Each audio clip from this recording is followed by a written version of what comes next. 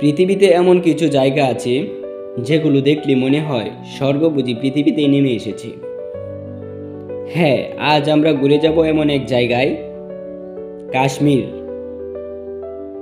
যাকে বলা হয় হেভেন অন আর্থ।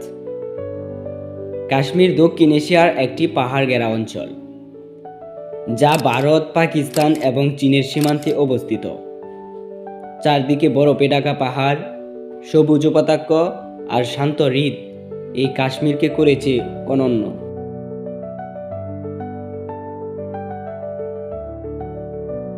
কাশ্মীরের সবচেয়ে বিখ্যাত স্থান হলো ডাল লেক। এখানে দেখা যায় কাঠের নৌকা, শিকারা, যা ভেসে চলে শান্ত জলের উপর। ভোরের আলোতে ডাল লেক যেন স্বপ্নের মতো সুন্দর দেখায়।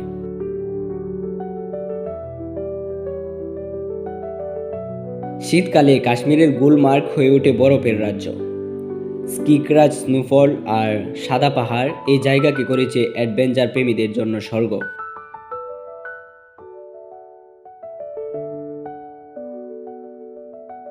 পেহেলগাম কাশ্মীরের আরেকটি মন ছুঁয়ে যাওয়া স্থান। সবুজ মাঠ, নদীর কলকল শব্দ আর পাহাড়ের ছায়া। এখানে এলে মন নিজে থেকেই শান্ত হয়ে যায়। কাশ্মীর শুধু প্রকৃতির সৌন্দর্য নয়, এখানকার মানুষ, খাবার আর সংস্কৃতিতেও অসাধারণ। কাশ্মীরি শাল, কাহইয়া চা আর সাদামাটা জীবন দ্বারা পর্যটকদের মুগ্ধ করে।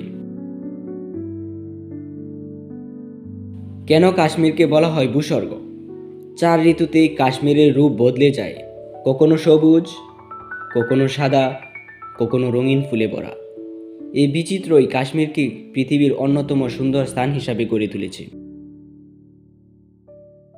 কাশ্মীর শুধু একটি জায়গা নয়, এটি একটি অনুভূতি। যদি কখনো সুযোগ পান, এই ভূস্বর্গে একবার হলেও ঘুরে যাবেন।